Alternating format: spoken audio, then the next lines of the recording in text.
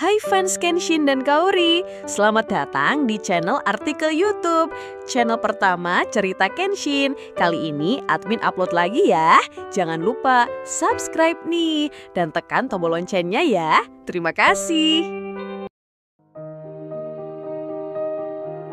Kisah pemuda kaya, anak bos besar, pemilik 73 perusahaan yang menjadi cleaning service. Episode 793. Diana terkaget seketika.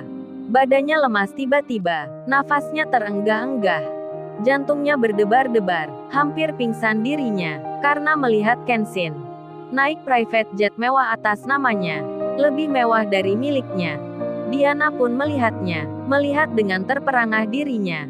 Levana temannya pun sama. Levana tak menyangka, dikira hanya Diana temannya satu-satunya yang punya pesawat pribadi di Asia. Ternyata ada cowok yang terlihat tak kaya, mempunyai private jet berkelas tinggi. Benar-benar di luar dugaan. Levana pun melongo jadinya, hatinya dak-dikduk dibuatnya. Tak pernah merasakan hal begini. Dibuat kaget cowok itu berkali-kali. Levana pun bicara, Diana, apa-apa kamu gak merasa aneh sekali? Cowok itu siapa memangnya? Apa benar papimu gak kenal nama Kenshin? Gak mungkin Diana. Kalau dia bukan orang kaya.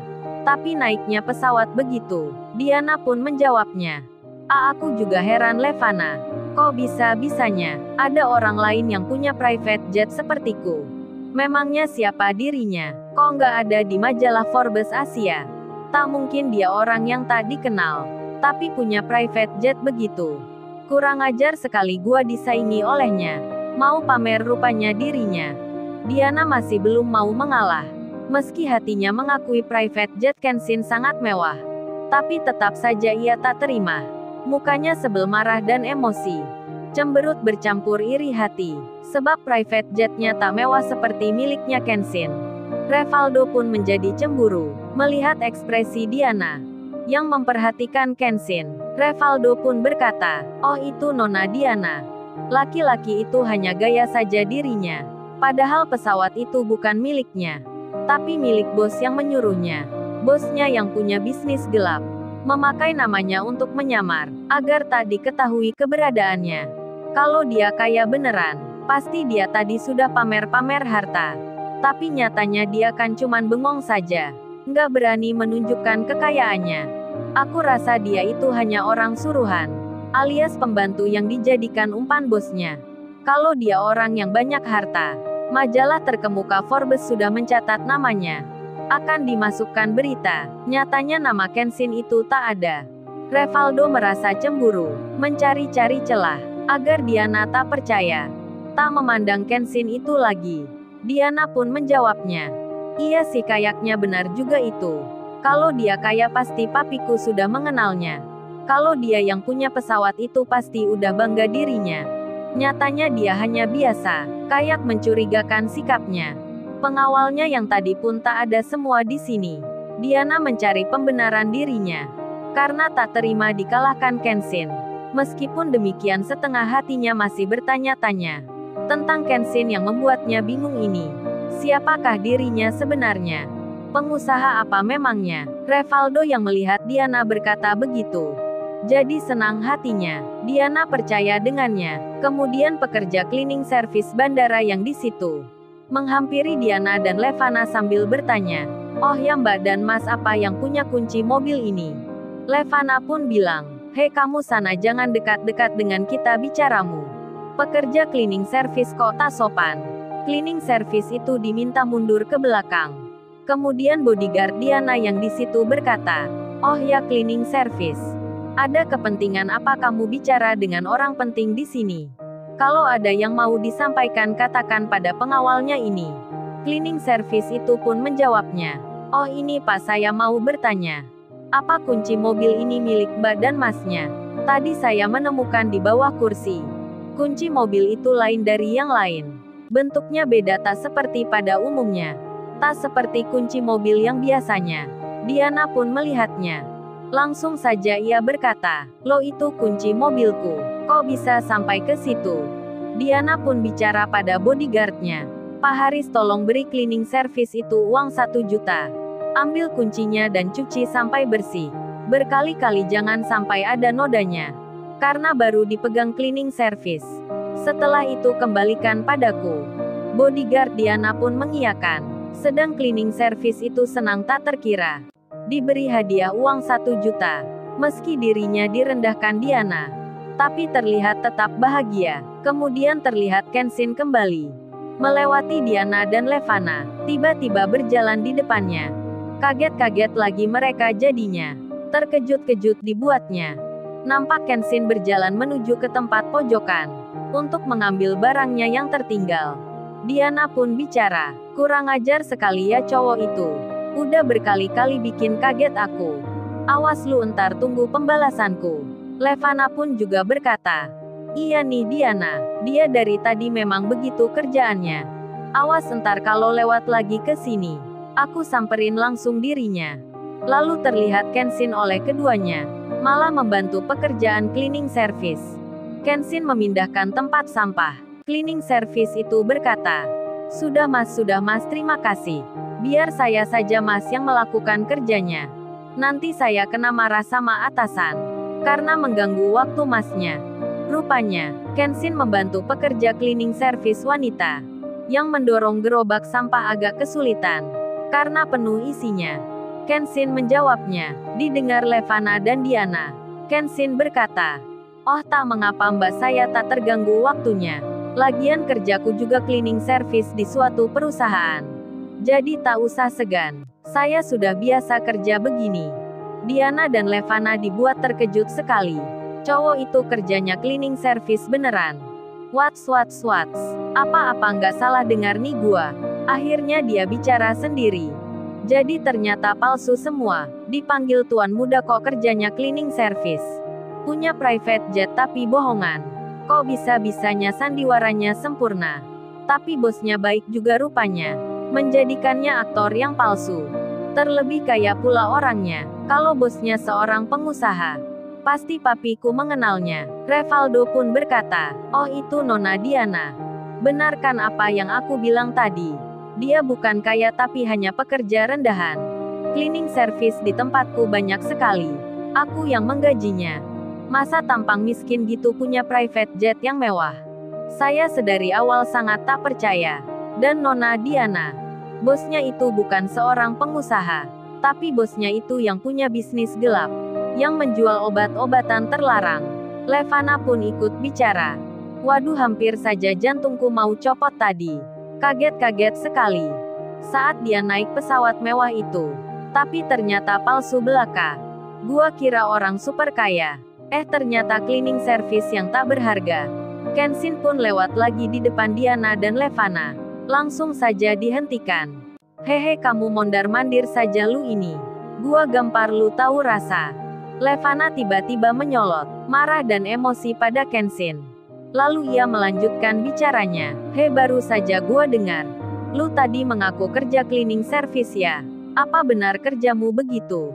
Kenshin menjawabnya. Iya benar, kerjaku cleaning service. Terus ada apa memangnya? Levana pun menjawabnya. Enak saja lu bicara, ada apa. Kita ini sudah lu tipu tahu. Lu tadi sandiwara dipanggil tuan muda. Sekarang pura-pura punya pesawat mewah. Lu juga berani melawan Diana temanku yang super kaya. Melawan pula Revaldo yang banyak mobil mewahnya. Apa lu nggak ngaca dulu? Kalau lu itu kerja cleaning service, nggak pantas bicara dengan kita semua. Karena lu orang tak berharga. Sadar lu sekarang. Terus bosmu itu siapa? Apa bosmu yang punya pesawat itu? Siapa namanya, sebutkan.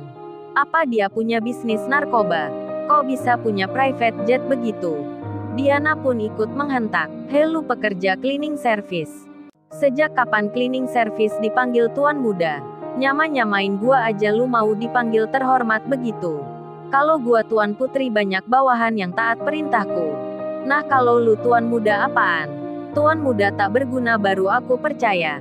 Perhitungan gua ke lu belum selesai. Sekarang terbongkar siapa dirimu. Lu yang mengaku sendiri. Kalau kerjamu itu membersihkan sampah. Kayak orangnya seperti lu itu. Ya kan lu ngaku aja. Kenshin menjawabnya. Sudah ya ngomongnya. Kalau sudah aku pergi. Iya kerjaku cleaning service. Terus kenapa memangnya? Anda ini marah-marah. Padahal aku nggak minta makan ke situ. Nggak merepotin Anda berdua. Mau aku kerja cleaning service itu urusanku sendiri. Memang dilarang ya pekerja cleaning service punya pesawat itu. Siapa yang melarang? Mana undang-undangnya? Kalau bicara itu jangan pakai logika materi mbak. Baru bertemu marah-marah. Aneh sekali Diana ya namamu. Dan kamu Levana. Sudah kalau gitu aku jalan dulu. Nggak ada waktuku di sini. Diana dan Levana pun muarah. Kenshin memanggilnya tak pakai nama kehormatan. Tak menyebut Tuan Putri Diana. Tak memanggil pula Nona Levana. Diana pun berkata, kurang ajar sekali ya lu. Cleaning service tak menghormati aku. Awas-awas lu nanti. Kenshin pun berjalan. Naik private jetnya lagi. Levana dan Diana semakin dendam. Renaldo pun sama. Ingin membuat perhitungan. Renaldo bicara, oh ya Nona Diana, entar ulang tahunnya aku akan datang. Apa Nona Diana ingin mobil mewah yang baru? Aku pasti akan belikan. Tinggal bilang saja, mobilnya akan sampai tujuan. Diana menjawabnya. Terima kasih Mas Renaldo, kalau saya mobil sudah banyak. Mau tipe apapun aku tinggal telepon. Jadi tak usah membelikan aku mobil segala.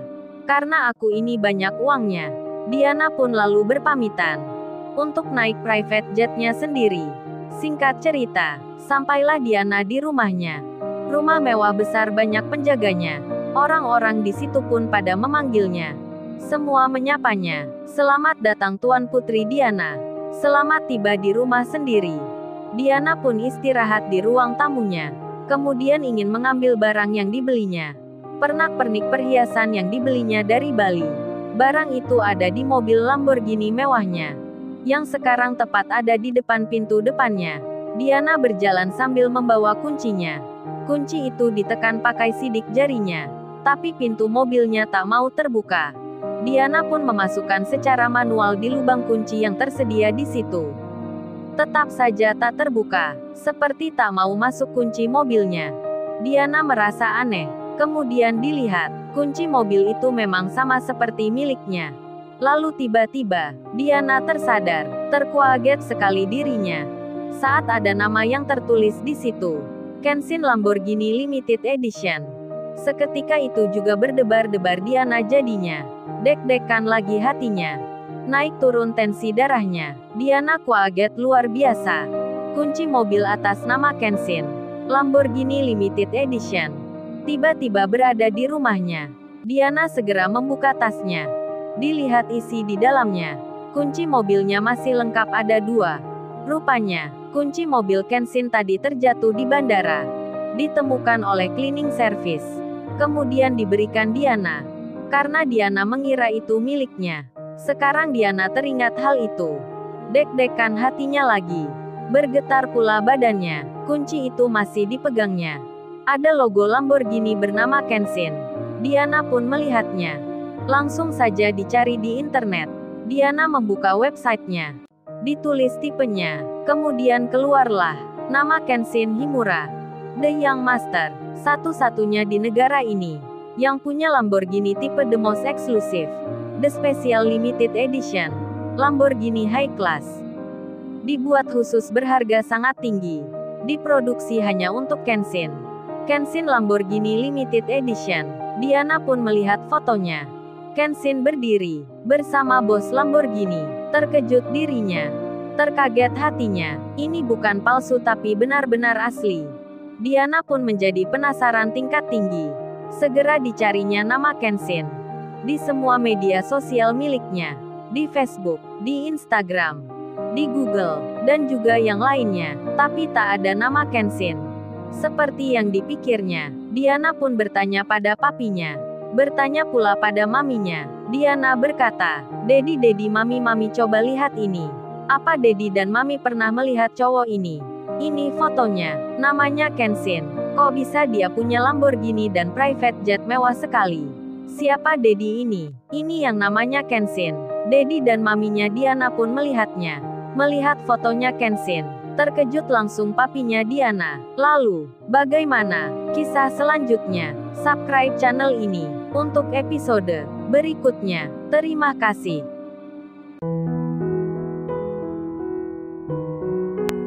Jangan lupa subscribe ya guys, dan tekan notifikasinya